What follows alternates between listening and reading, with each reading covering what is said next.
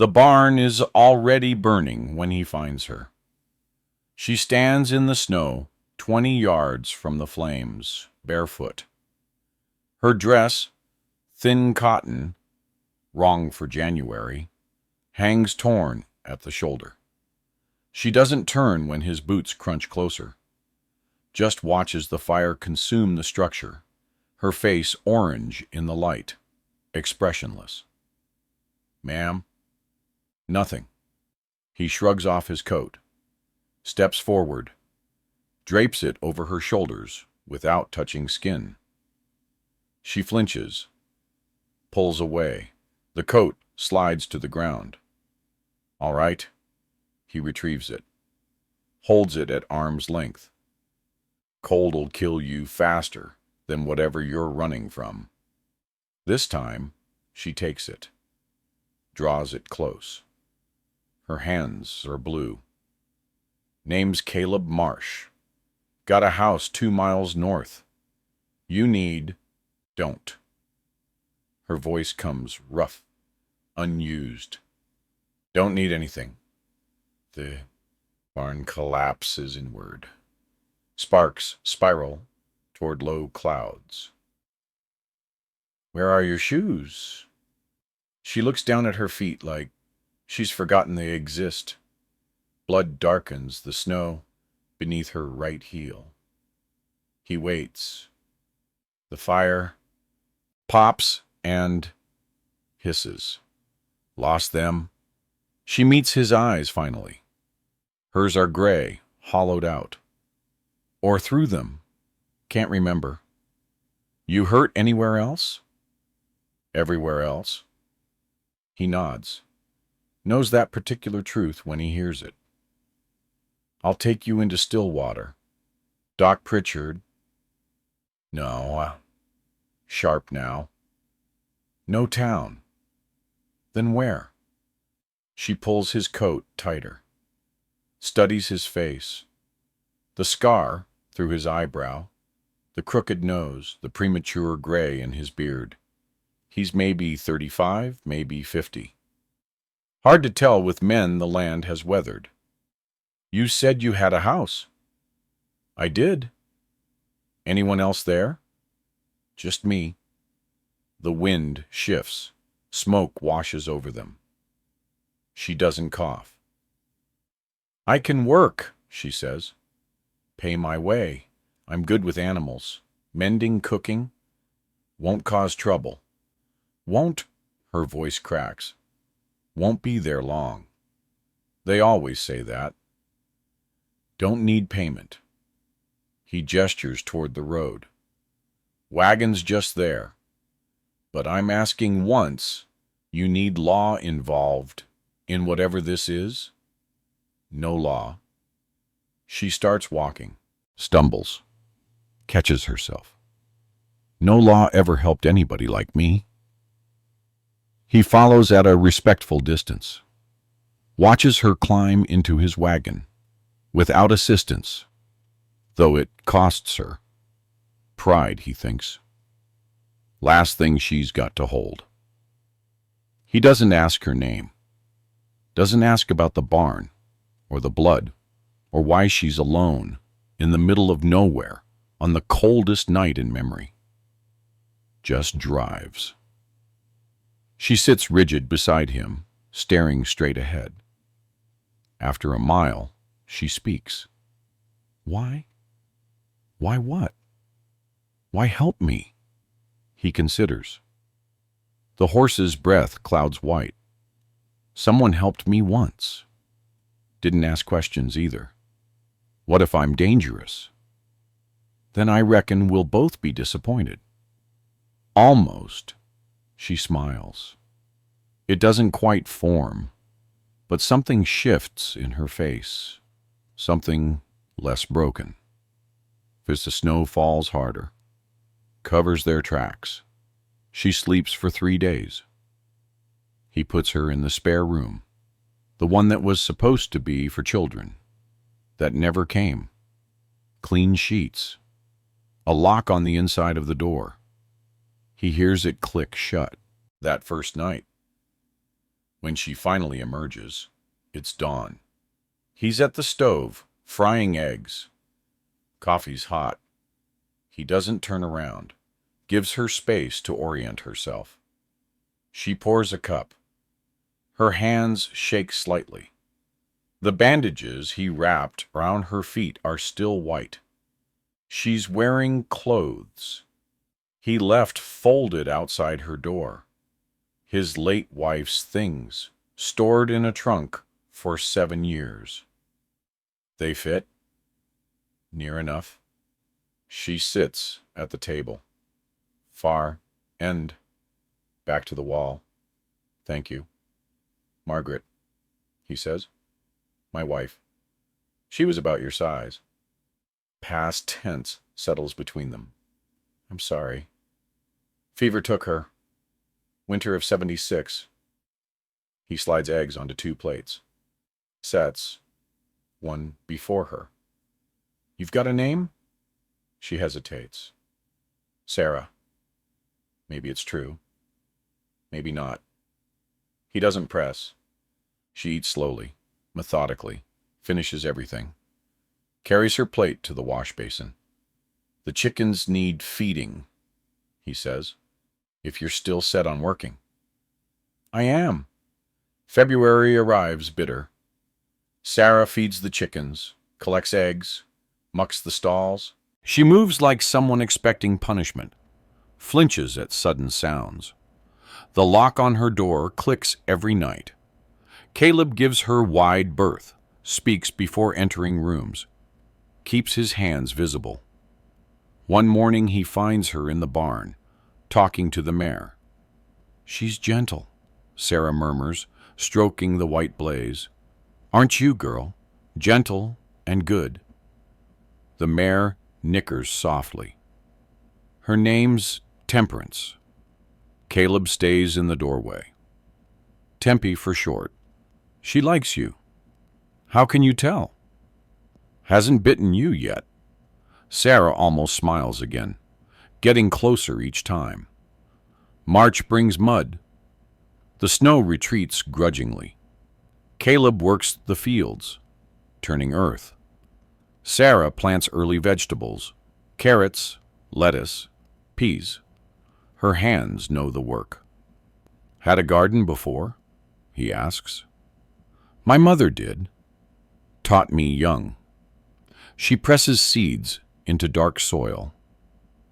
Said a woman who can grow food can survive anything. Smart woman. Didn't save her. He waits.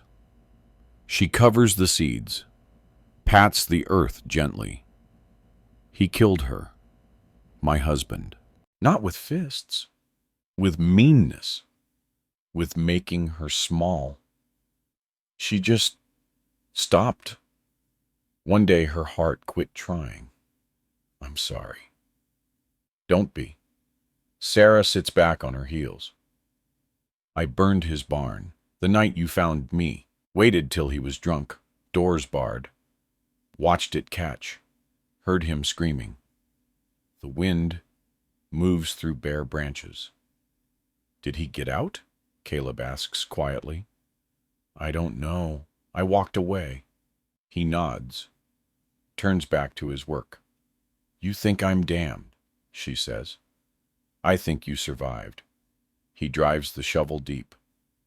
Rest is between you and God. That night, for the first time, her door doesn't lock. April. The garden sprouts green.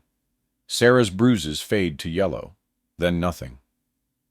She fills out slightly, moves with less caution. They develop rhythms. He milks the cow at dawn. She makes coffee. They eat in comfortable silence. Work separately through the day. Share supper at sunset. One evening she asks, Why'd you stop going to town? He sets down his fork. After Margaret died, folks got helpful, bringing widows by, casseroles with intentions. Got tired of explaining I wasn't ready, then wasn't interested. Lonely, though. Some. He meets her eyes. Less, now. Color touches her cheeks. She looks away first. Outside, the first stars emerge. The house holds warmth. The letter arrives in May. Caleb rides to town for supplies, returns with flour, sugar, nail oils, and an envelope. Sarah sees his face when he dismounts. Something's wrong. What is it? He hands her the letter. Town council. They're asking questions. She reads, her hands steady, but her voice isn't. Someone saw me that night. Seems so. They want to know who I am, where I came from. She looks up. They'll come here. Let them. Caleb, you're under my roof, my protection. His jaw sets. That means something. But when they come, 3 days later, Sheriff Reynolds and 2 council members, Caleb's courage falters. They sit in his front room, hats in hands, eyes appraising Sarah like livestock. Miss, Reynolds says, we've had reports of a woman matching your description. Near the Hutchins property the night Thomas Hutchins died in a fire. Sarah's face goes blank. Died. Burned alive. Terrible thing. Reynolds leans forward. You know anything about that? Caleb starts to speak. Stops. Sarah watches him, not defend her. Something breaks behind her eyes. I was passing through, she says flatly. Saw the fire. Went for help. Got lost in the snow. Convenient. Is it? Her voice hardens. Man's dead. I'm alive. Must mean I killed him, by your reckoning. Now we're not saying, yes, you are. She stands. I'll be gone by morning. Save everyone the trouble. She walks out. The door closes quietly. The men leave. Caleb sits alone in the gathering dark. He finds her in the barn, packing her few belongings into a flour sack. Sarah. Don't. I should have spoken up, defended me. She doesn't look at him. Why would you? You don't know what I did, what I am. Know you plant gardens. I know you're gentle with animals. I know you haven't locked your door in a month. You know I'm a murderer. Are you? She stops, turns. Her face is wet. I watched him burn. I could have opened the door, could have saved him. Her voice breaks. And I didn't. I just stood there, watched, felt nothing. Did he hurt you? Every day, for 6 years. Then you did what you had to. The law won't see it that way. The law is not always right. He takes a step closer. Stay. Please, I'll do better. I'll stand with you properly. Why? She laughs, bitter. I'm nobody. Nothing. Just another broken woman with blood on her hands. You're Sarah. His voice roughens. You make the best coffee I have ever tasted. You sing to the chickens when you think I can't hear.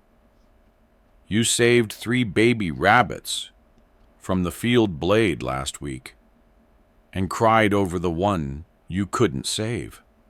He stops, swallows. You made this house feel like a home again. She stares at him. I watched you burn down that town, she whispers. What? Your courage, when they came asking. I watched you burn it down, let it collapse. Tears spill over, and you still stayed. Came out here. Asked me to stay, too. I'm sorry. Don't be. She wipes her face roughly. I needed to see you fail. Needed to know you're human. Scared, imperfect. She steps closer.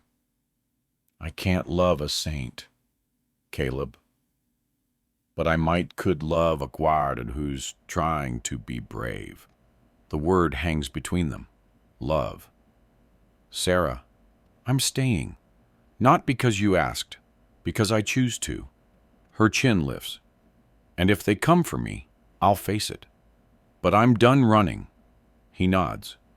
Relief floods his weathered face. Outside, rain begins. Soft at first, then harder. The kind that makes things grow. Summer comes honest and warm. The garden flourishes. Tomatoes swell heavy on vines. Beans climb their poles. Sarah works the rows each morning, her skin browning, her body growing strong. Caleb builds a new fence. Sarah brings him water, Garrett, midday. They sit in shade, shoulders nearly touching. Sheriff came by yesterday, he says, while you were at the creek. She tenses. And? Thomas Hutchins had a brother. Lives in Kansas. Said Thomas was a drunk and a brute.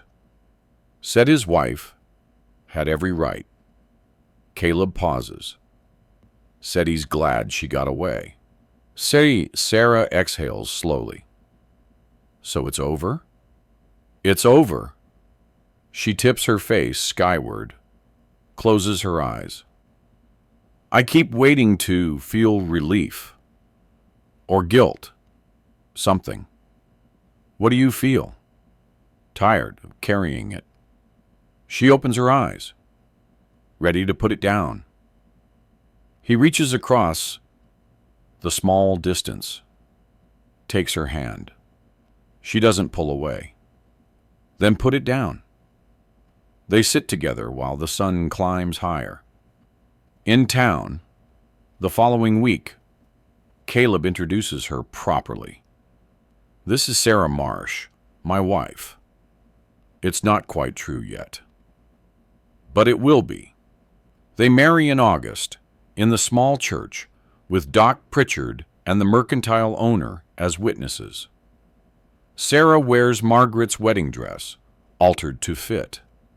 Caleb wears his good suit mended at the elbows. The vows are simple, their voices steady. Afterward, they walk home together. The road is dusty and long. Neither minds. What was she like? Sarah asks. Margaret. Kind, patient, wanted children badly. Broke her heart. We couldn't have them. He glances at Sarah. She would have liked you. You think? Know it. He squeezes her hand. She always said the best people are the ones who have been broken and mended. Said it makes them gentle. I'm not sure I'm gentle. You're getting there. That night, Sarah unpacks the trunk. Margaret's things, saved for 7 years. She folds them carefully, stores them in the attic with reverence. Thank you, she whispers to the woman she never knew, for teaching him how to love well. September. They harvest together. Potatoes, squash, carrots, onions. The cellar fills. Winter won't find them wanting. Sarah preserves tomatoes, beans, pickles. Lines the shelves with jars, like jewels. Look at this, she says, surveying their work. We did this. You did most of it. We did it together. She turns to him. That's what matters. October brings the first frost. The garden dies back gracefully. They pull the spent plants, turn them under. Feed the soil for spring. Caleb finds Sarah standing in the empty rows one evening, thinking about something, about how things end so they can begin again. She gestures at the bare earth. How you have to let things die to make room for new growth. Philosophical tonight? Maybe. She leans into him when he wraps his arms around her. Or maybe just grateful. November. The first snow falls. Sarah stands at the window, watching. You all right? Caleb asks. Remembering the last time I stood in snow? She turns. How scared I was. How certain I'd die. You didn't, though. No. She crosses to him. I found something better than survival. What's that? A reason to live. December arrives cold and clean. They settle all into winter's rhythm. Early dark, long nights, the fire always burning. They read aloud to each other, play cards, talk about small things and large. One night, Sarah says, I want to plant apple trees come spring. That's planning ahead. It is. She meets his eyes. Trees take years to fruit. Means I'm planning to be here, to see them grow. He understands what she's really saying. I'm planning on that too. Good. Outside, the wind howls. Inside, the fire crackles. Two people sit close, their shadows merging on the wall. My mother used to say, Sarah speaks softly, that home isn't a place you find. It's something you build, with your own hands, day by day. Sounds like she was wise after all. Maybe. Sarah rests her head on his shoulder. Or maybe she just knew that broken things can become something new, something stronger than they were before. Caleb kisses her hair. Like us. Like us. The night deepens. The house holds them safe. Tomorrow they'll wake early, tend animals, share coffee, do the work that makes a life. But tonight they simply sit together, two weathered people who found each other in fire and snow, who chose each other, who are learning slowly that mercy and love are sometimes the same thing. That home is built, not found. That broken can become whole. Outside, fresh snow covers old tracks. Inside, the fire burns, steady and warm.